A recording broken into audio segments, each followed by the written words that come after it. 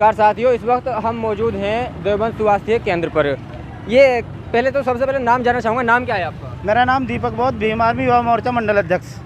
क्या हुआ है ये मामला यह हमारा राहुल भाई पिछले 2020 से ग्राम जुड़ौदा जट में भीम आर्मी के ग्राम अध्यक्ष के पद पर कार्यरत था और आज वो अपने जनसेवा केंद्र पर बैठा काम कर रहा था, लेकिन 3 लोग अज्ञात लोग आते हैं, लगातार उसे देखते ही उस पर सीधी फायरिंग करने का काम करते हैं, जिसको एक गोली पैर में लग चुकी है।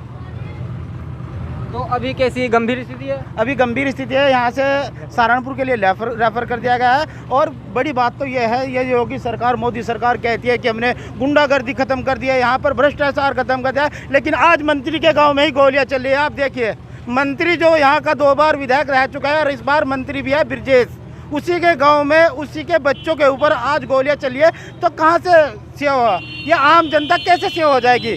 क्योंकि जब मंत्री के गांव में लगातार फायरिंग, वो भी दिन के 4 बजे गोलियां चलती है, तो आप समझ सकते हैं कितनी विफल ये सरकार हो रही है। तो मैं आपको बता दूं, इससे पहले भीम आर्मी के चीफ एडवोकेट चंद्रशेखर आजाद जी पर भी यहीं पर हमला किया गया, यहीं देवबंद पर गोली चली गई थी। लेकिन आज फिर एक छोटे से कार्यकर्ता ग्राम अध्यक्ष के ऊपर, राहुल भाई के ऊपर एक हमला हुआ, जो गोली पैर में लगी है। ये हम इसके बड़ा दुख प्रकट करते हैं। लेकिन इस शासन प्रशासन को ये कहना चाहते हैं, अगर ये शासन प्रशासन अपना काम रवैया अपना नहीं ठीक से कर सकता तो बता दे, 3 दिन का टाइम है, नहीं तो उसके बाद हम आंदोलन करेंगे। और आंदोलन की पूर्ण जिम्मेदारी यहाँ के सीओ, यहाँ के कप्तान, यहाँ के एसपी सिटी और यहाँ के उस मंत्री की होगी, क्योंकि जिसके गांव के अंदर ही उन्हीं के बच्चों के ऊपर गोली चलाई जाती है। लेकिन ये देखकर कि वो बच्चा एक चमार का था, क्योंकि वो बच्चा एक ग्राम अध्यक्ष भीम आर्मी का था, ये बर्दाश्त नहीं होगा। तो सम्मानित साथियों, ये भीम आर्मी हमारे मैं ये भी जानना चाहूँगा कि जैसे आपने इस पूरे मामले को जोड़ दिया है भीम आर्मी और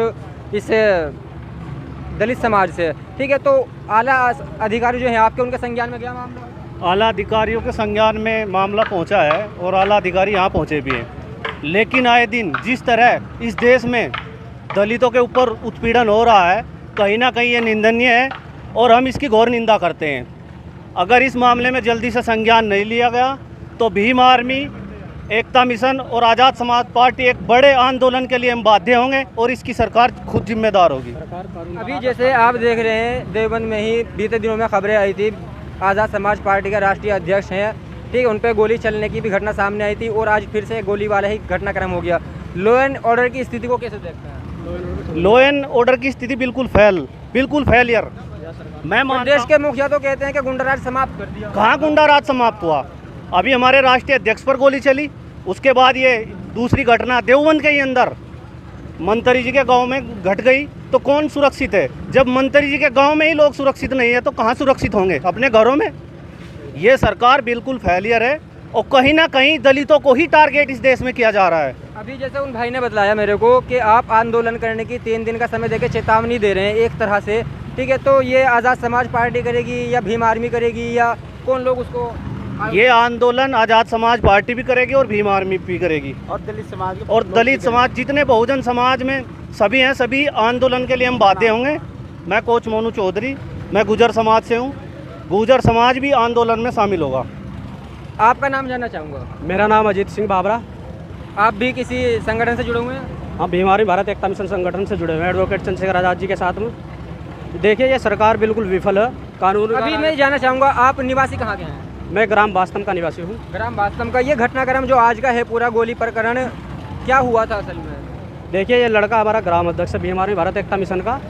ये एक दुकान पर काम करता है, जनसेवा केंद्र, वहाँ पर काम करता है, और दिन के समय में 4 बजे भाई के पास कुछ 3 लोग बदमाश आते हैं, ऐसा भाई ने बताया, और अंधाधुंध फायरिंग करके चले जाते हैं मंत्री जी के गाँव में। लेकिन देखते हैं इसमें प्रशासन क्या करता है। ये प्रशासन के संज्ञान में मामला आया है। अगर हमारे मंडल अध्यक्ष जी ने यहाँ कहा, अगर शासन प्रशासन इसमें कोई कार्रवाई नहीं करता तो आंदोलन को बाध्य होंगे। ये सरकार बिल्कुल विफल है। ये झूठा प्रचार करती है कि हमने गुंडाराज खत्म कर दिया है। कहीं गुंडाराज पूरे देश में खत्म नहीं हुआ है। यहाँ देवबंद की घटना नहीं, पूरे देश में ये गुंडाराज स्थापित है। जहाँ योगी आदित्यनाथ जी कहते हैं कि हमने गुंडाराज खत्म कर दिया, कहाँ गुंडाराज खत्म है? जहाँ आज भीम आर्मी के कार्यकर्ता पर गोली चल रही है तो कहाँ गया शासन प्रशासन? और आज से पहले पूर्व में भी यहीं देवबंद के अंदर ही गोली चली, वो भी दिन दहाड़े। जब दिन दहाड़े बदमाश खुलेआम घूम रहे हैं तो कैसे आम जनता सुरक्षित होगी?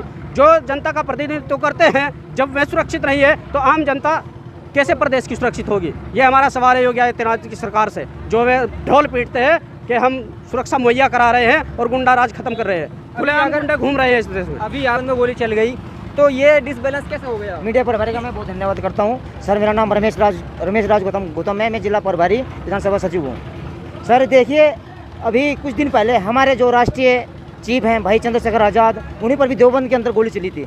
ये कितनी दर्दनाक घटना है, यानी कितनी शर्म की बात है कि भीम आर्मी के लोगों की टारगेट किया जा रहा है। ये हमारा राहुल भाई, ये 2002 से ये भीम आर्मी से जुड़ा है, ग्राम अध्यक्ष है ये।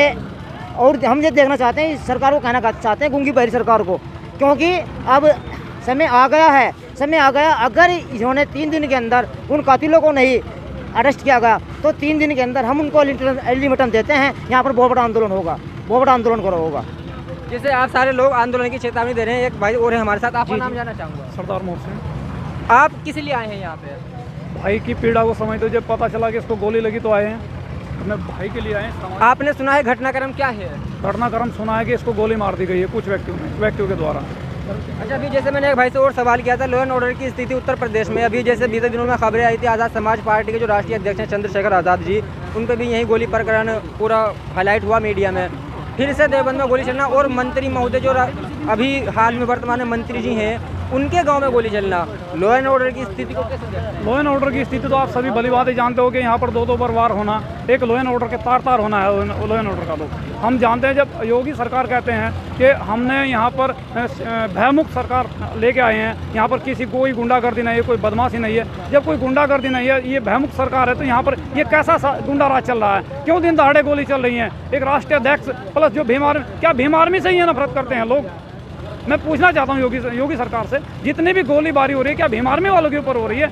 योगी साहब ने एक बात बोली थी, बोली से नहीं मानेंगे तो गोली से मानेंगे। क्या वो उसी ऑर्डर को फॉलो कर रहे हैं लोग? तो आप ये हो रहा है, ये तो उन्होंने एक बार बोल दिया और ये फॉलो कर रहे हैं इस चीज़ को। आप देख रहे हो ना, 2 बार गोली चल रही है। ये कहाँ का लॉ एंड ऑर्डर है? कहाँ का शासन है? क्या जवाब देंगे? कौन सा जवाब अभी देंगे? आपकी बात तो हुई होगी प्रशासन के अधिकारियों से, क्या कहा है उन्होंने? मैं लेट आया हूँ। क्या कहा है? आपकी बात हुई होगी प्रशासन के अधिकारियों से, उनका क्या कहना है? सभी को मेरा क्रांतिकारी जय भीम। मेरा नाम पंकज खुराना है, देवबंद विधानसभा उपाध्यक्ष भीम आर्मी। देखिए, अभी प्रशासन से हमारी कोई बात नहीं हुई है, क्योंकि हमें अभी आए, ये घटना अभी की है। अभी प्रशासन से बात होगी, पर मैं यही कहना चाहूँ इस सरकार को, शासन प्रशासन को, कि यह पहला मामला नहीं है जो ये घटना हुई है। इससे पहले भी हमारे बड़े भाई चंद्रशेखर पर देवबंद में ही हमला हुआ था। मैं एक बड़े नेता है, जब आम आदमी और बड़े नेता यहाँ पे सुरक्षित नहीं है तो और आम जनता कैसे सुरक्षित रहेगी? और मैं बोलना चाहता हूँ इस सरकार को कि ये बुलडोजर चलाना जानती है, ये सिर्फ गरीबों के घर तोड़ना जानती है। ये जो आज शूटर दिन दहाड़े फिर रहे हैं, ये जो लोगों पे दिन दहाड़े गोलियाँ चला रहे हैं, इनकी निष्पक्ष जाँच हो। जो भी इसमें दोषी मिले उसे कड़ी से कड़ी सज़ा मिले। अगर उसे सज़ा नहीं मिलती है तो भी हमारी भारत एकता मिशन आंदोलन करेगा और ईंट से ईंट बजाने का काम करेगा। इसी के साथ धन्यवाद। जय भीम, जय मूल्यवान। जो शूटर थे, अगर प्रशासन ने उसको पकड़ लिया और इस पर जांच हुई और उनको कड़ी से कड़ी सजा हुई, फिर तो कोई दिक्कत नहीं है। देखो, संविधान इस देश में लागू है, संविधान के तहत ही कार्रवाई होगी। अगर मैंने ये बोला कि अगर कार्रवाई नहीं होती है, उसके बाद भीम आर्मी भारत एकता मिशन आंदोलन करने का काम करेगी और ईंट से ईंट बजाने का काम करेगी। चलिए, बहुत बहुत